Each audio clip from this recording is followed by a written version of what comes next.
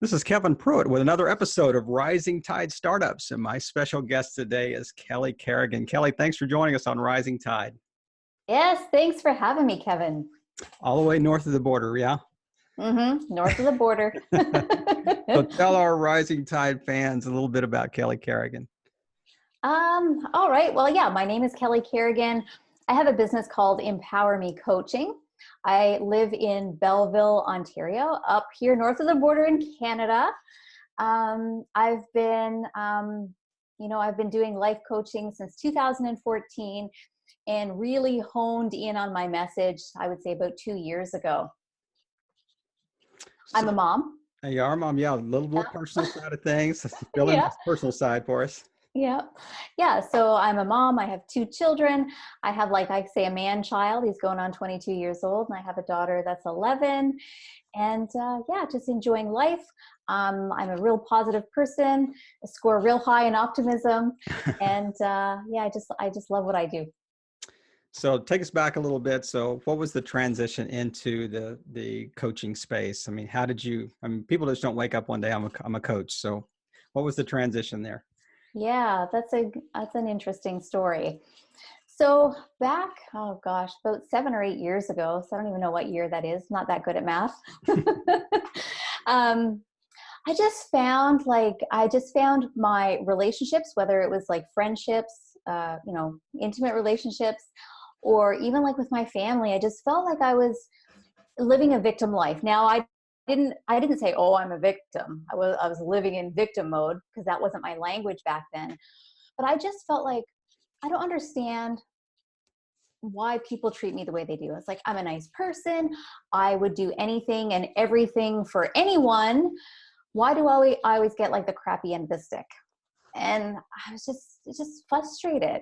I seem to attract relationships that were manipulative or that were controlling. And I'm just like, and I just wanted them to go away, but I didn't know how to communicate or tell them to go away because I'm a nice person. And I needed to learn some assertiveness skills, how to speak up for myself, but still be true to me because I am a nice person. I didn't want to, become someone else. Sure. So that was my whole transition. And I was doing a boot camp, so like a fitness thing. And there was a young guy there, and I say young guy, like younger than me. And I had heard that he's a life coach. I mean, this was a new term for me at that point. And I asked him after the boot camp session, I said, how do I motivate someone else to change? Because at that point in time in my life, I felt that I'm not the problem. Everyone else is the problem, right? So how do I motivate someone else to change? And his answer to me was, and he challenged my perspective. His answer to me was, you have to be the change that you want to see in that person. So I'm like, I don't really know what that meant at the time. But I'm like, this is really interesting. And I want to know more about that. So then that's how I got involved in coaching, is I became a client first. And then once I got involved in coaching, I was just like digging and digging and digging for information. And I was just hooked. So did you start with a coach to get I don't know what kind of certifications you might have or whatever. So what was the pathway? Did you go out and say, look, I've got to have a coach first to kind of walk me through the process, and then I can learn how to do this, as a mentorship or whatever? What was the pathway? Yeah. So at that point, it was just really about my own personal development. I just wanted to feel better about myself. I wanted to have, better relationships. I wanted to have more opportunities. And what this gentleman was saying to me, I was like interested. So at that point in time, no, I had no idea that I wanted to become a coach, but I got so invested in it. I was just like reading everything, watching everything, learning everything. And I was just like obsessed with it that,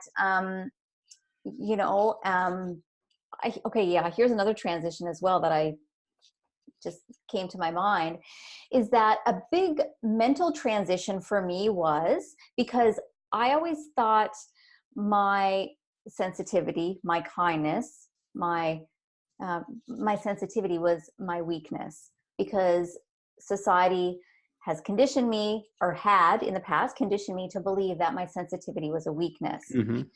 But the biggest transition was I would go get my nails done, my hair done. I'd go to gatherings and people would share vulnerable information with me. I didn't ask them to. And then they would say stuff like, oh my goodness, I can't believe I just shared that with you. I've never told anybody that. Why did I just say that? So there was some sort of level of comfort that people felt with me. And then when I started to notice those things happening, that's when I realized, oh, my perceived weakness is actually my greatest strength. Mm.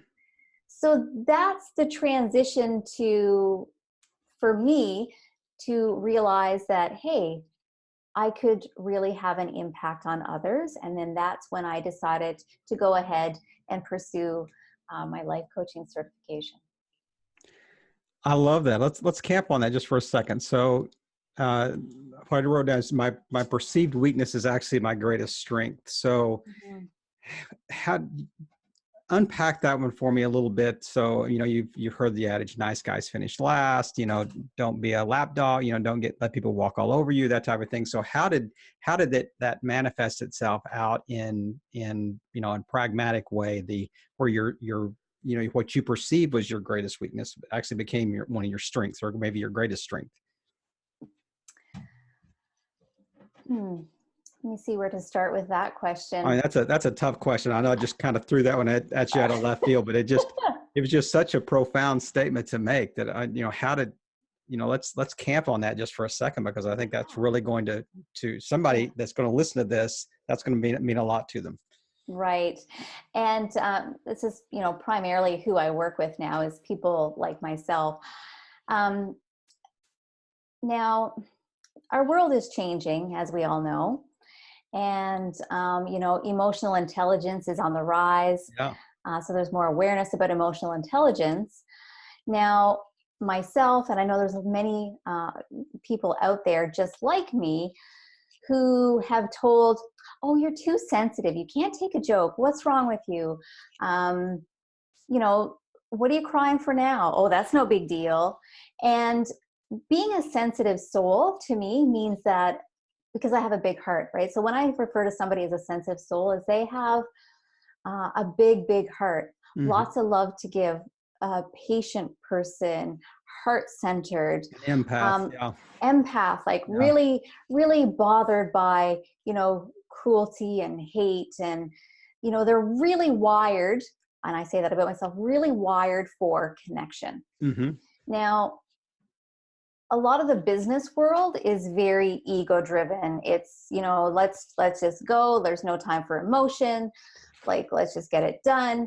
So, and like I said, the world is changing, but in my time growing up, that the world conditioned me to believe that my sensitivity is a weakness. Mm-hmm. And, people would point out, oh, let's make her, as a kid, right? Oh, let's make her cry. She cries easily, or, so then it really played on my self-worth, my self-esteem. And I was just tired of that. Like, I remember watching, really moving things on TV, or, seeing something really moving that really moved me right to the heart. And, my eyes would fill up and I'd be embarrassed because I was having that emotional charge from something very beautiful that I just watched. Right? But that's what makes us human, is our heart and our empathy. Yeah.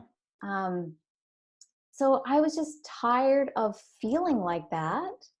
And, so for me, learning assertiveness skills is that I can communicate my wants and needs and still respect the other person. Sure. And not get walked on. Right. And not be a doormat or a lapdog or whatever, Yeah. However society may, historically define that or whatever, or categorize that. But so you and I are going to step on an elevator. We're going to go up 10 floors. You got about a minute, and you're kind of giving me your elevator pitch of your business services. So kind of describe maybe your ideal client and kind of give me your sales pitch here. Yeah. So, I mean, my sales pitch is that, I help with sensitive souls to establish healthy boundaries and communicate from a place of love. Mm. Really, that's what I do. I work with people just like myself to build self-esteem, because I really believe that now more than ever, the world needs more heart, and the world needs people, empaths, sensitive souls, people to step up and take the lead, because our world needs more heart right now. You sold me. It doesn't matter really how much it is. I'm just going to sign up because I could not agree with you more. And as when I became a grandfather, I cry at commercials now. So I can, just admit that freely that I do cry during some commercials because they are so moving. But Mm-hmm. just the whole idea of, you know, it's really an interesting juxtaposition between the business world, like you said, is very much ego driven, is very much pride driven, is very much, success and accomplishment driven. But, with the intersection of like the millennials coming into the workplace, it's a complete different ball game today.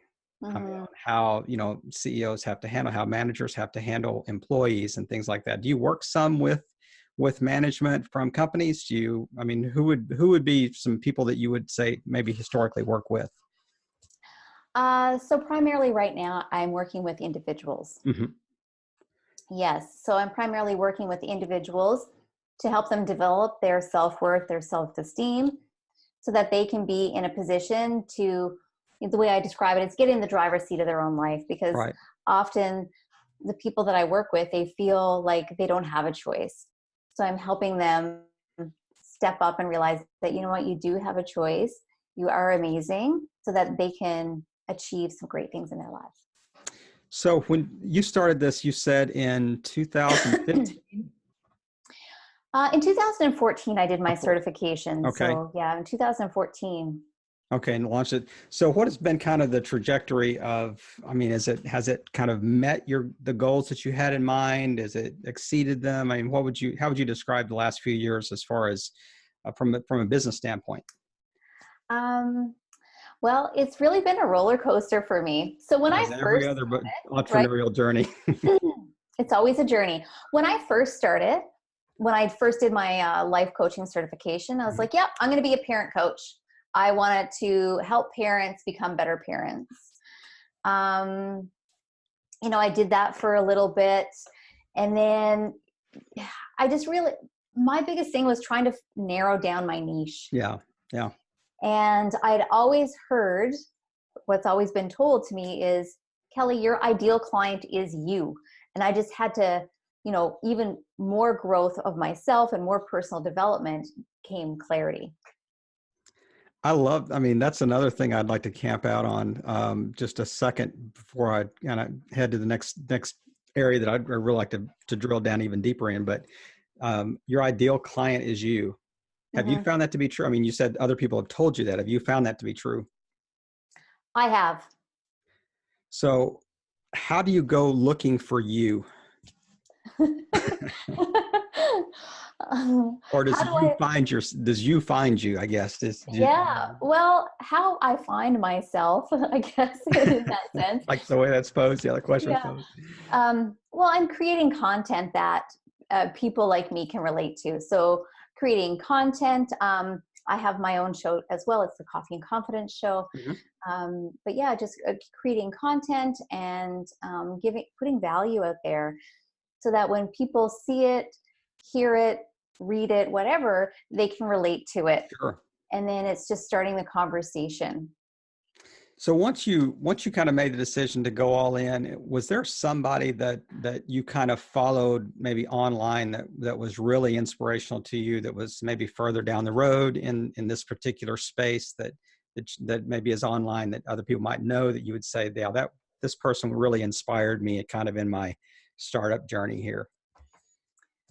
I had many different inspirations, like people that I looked up to, and there's some pretty big names actually. Like when I started in the very, very beginning, Mm-hmm. I was all about Robin Sharma, because Mm-hmm. he's like all about like self-mastery. Mm-hmm. And I really took tidbits from so many different people. Sure. Um, That's probably pretty natural, though. You would Yeah. kind of, evolve as things are going. You would need different inspiration at different times for sure. Yeah. Um, I can't really say any one in particular, to be honest, Hmm. but I've taken pieces from like Brene Brown, Mel Robbins, Tony Yeah. Yeah. Robbins, are some of my favorites. Even like Sadhguru is one of my favorites. Um, yeah, there's so many different pieces. Certainly names that people would know, that as you mentioned. So the next question I want to ask you is, I'm a little afraid to, because, if you are a true empath, you're going to have a lot of answers to this question, but is there a life quote, or, or is there a couple of quotes that really are kind of a driver, or maybe you have a whole wall full of quotes that are, that you can relate to, but is there one in particular that really stands out?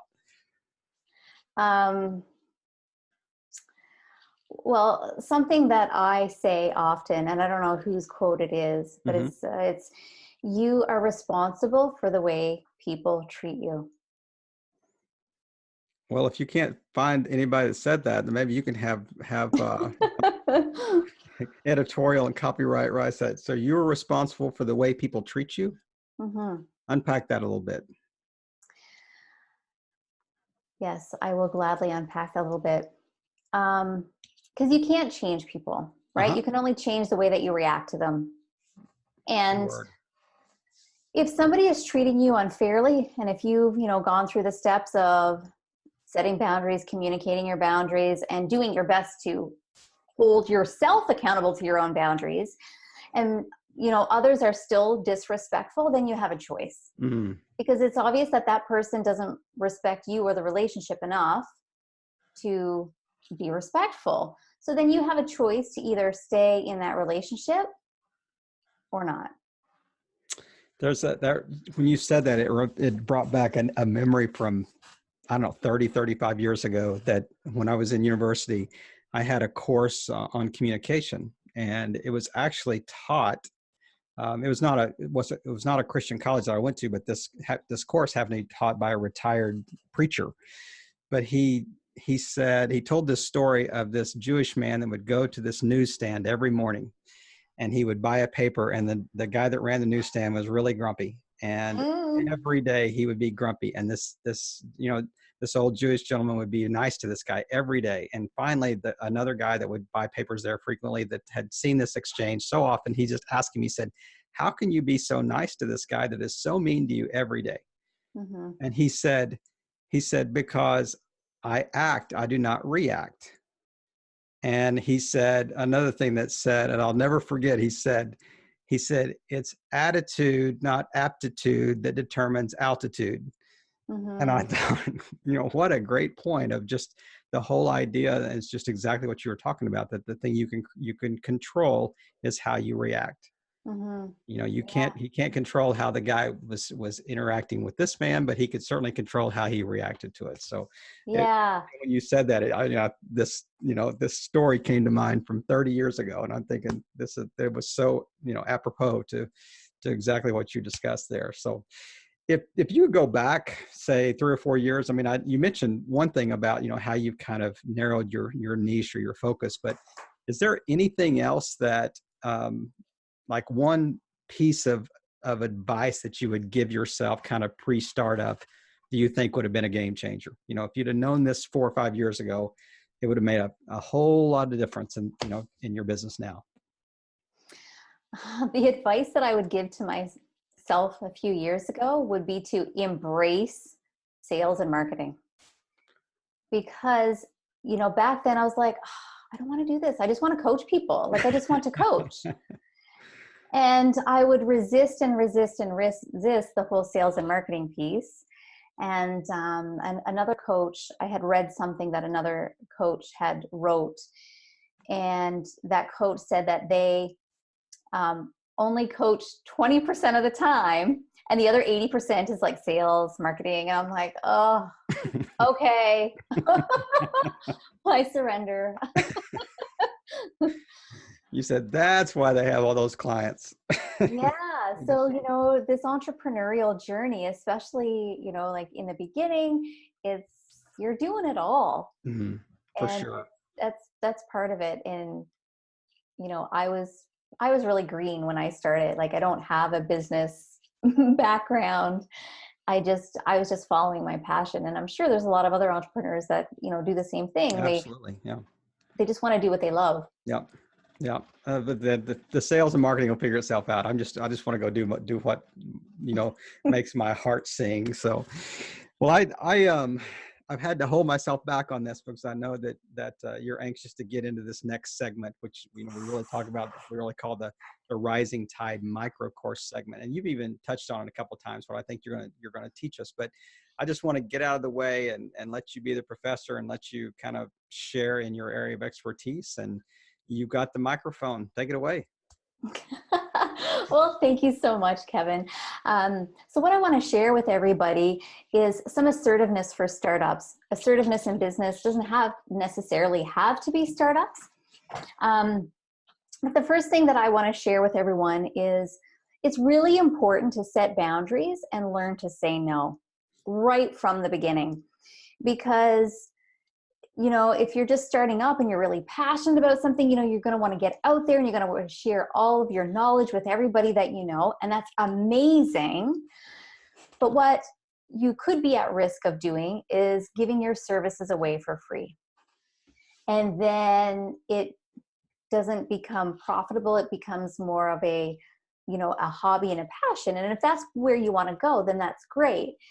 But it's that you want to set yourself up to set some boundaries, identify what you will do and what you won't do right from the beginning. Because if you start off, say, doing something that may not be serving you, maybe giving away your time or taking calls late at night, that's taking away from family time. And if you set that precedent, then people are going to expect that. And then when you start to change it, there's going to be some resistance because, you may hear things like, well, what do you mean you're not taking my call at 9:00 at night? You always did before. And that could cause tension. So it's really important right from the start to set boundaries and learn to say no without feeling guilty. So that's the first thing that I want to share. The second thing that I want to share is know your worth. So with regards to potentially giving services away for free, right? Going back to my quote is that people will treat you the way that you allow them to treat you, right?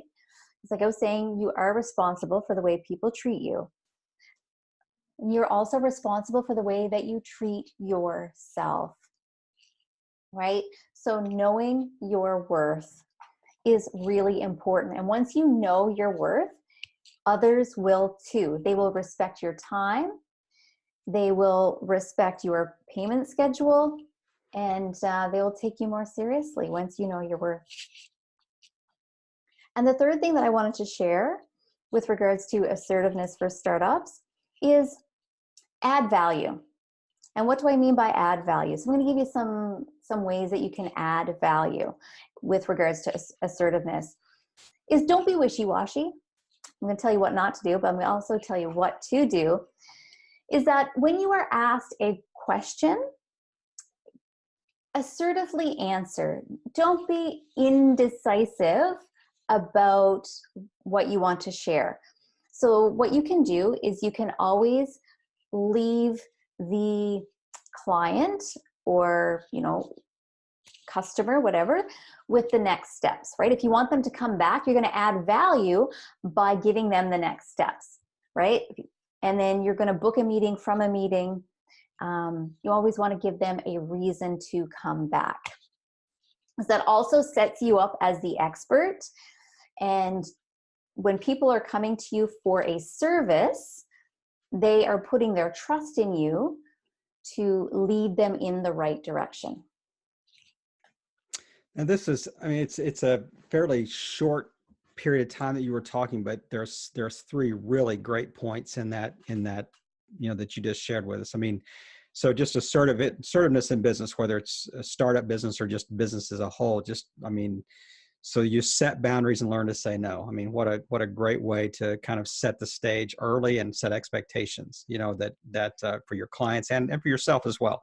The second is know your worth. And I want to camp on that just for a second. How do you determine that? I mean, my background, my college degree is in economics. So there's kind of like this idea of a price equilibrium, what the market will bear. But how do you kind of determine, because it's more than just the price point, how do you determine your worth or value? Well, determining your worth comes from knowing yourself, Mm-hmm. knowing your inner self with regards to, your self-regard, your self-actualization, and what you can actually offer. And when you have good self-worth, when you have done the inner work on yourself, people can sense that. Sure. So I'll give you an example. I met with a potential client, this was months ago, and she says to me, "Oh, you must find it exhausting listening to everybody's problems all day. Like, how do you do it? You must be drained all the time." And I'm like, "Well, that's interesting you say that." I'm like, "Well, no, I don't feel that. Actually, it's the opposite. I get a charge from helping others. And it's because I've already done my work. Mm. I know what I can offer and how I can help. And if I did not do my work, I would not be of great service to you if I were to take on all your problems." Yeah, it's a good word. Right? It's a good So word. it's knowing your worth and knowing yourself and know what you can bring to the table, because the more you know about yourself, the more you can handle. Mm. So your 3 points were setting boundaries, knowing your worth, and the third one I didn't mention was just making sure you add value and kind of leave them with the idea that what are the next steps, what are the action points that we're going to circle back on it, and to answer really decisively. I like that point as well, that kind of sub point under number 3. So this Mm-hmm. is good stuff. Yeah, I just want to add something to that, like with the whole wishy-washy, because I've heard, business owners in general, like the client will come and ask them, "Well, what should I do?" And they're like, "Well, you could do this," or, "Well, there's that." And it doesn't, that's not assertive. That's Yeah, more passive. right. And, if the client is asking, then they're looking for an answer. Mm-hmm. So you can give your honest opinion or your honest experience of what has worked or what you would recommend. Yeah. And it doesn't Mm-hmm. exude confidence if I'm asking my coach for answers and they're going, you could do that or this, or, because can you imagine a football coach, the players coming to them and say, "So what are we going to do, coach?" And he goes, "Well, we could do this, we could do that, or, we'll try some things, throw some spaghetti on the wall and see what sticks." And Yeah. I love that's exactly that makes a lot of sense. So Mm-hmm. I love the way that you kind of captured that, just those 3 points. And I think it will be great value to and add to our micro course, Rising Tide micro course library. Is there anything that we haven't touched on today that you want to add to here at the end as we're kind of wrapping up? And then I'll certainly want to let people know where the best place to find you, but I want to give you the space if there's something I have not touched on. Just give me a moment. Yeah, take your time. This is yours. This is your Yeah. space. Well, I don't think so. Not at this point. Nothing is coming to me right now. But I really do believe that it is time for sensitive souls to step up and realize that, you know what, your big heart is a strength and the world needs it more than ever. So it's time to, learn to communicate, learn to speak your truth, and learn to communicate so that you can make waves in this world. See, I knew if I gave you space, there would be a value bomb you would end with. So there we go. Kelly, where's the best place people can find you online? I wanted to direct everyone to my website. So I'm www.mynamekellycarrigan.ca for Canada. Carrigan.ca. All right. Well, I'll make sure that is in the show notes. And once again, just thank you again for taking the time today. And it's great to have all this cross-border collaboration between a Yank and a Canadian. And We really appreciate you just taking the time this afternoon and just leading us into the weekend with some great value. And Kelly, thank you for playing your part in helping all boats rise in a rising tide. Have a great evening. Thank you.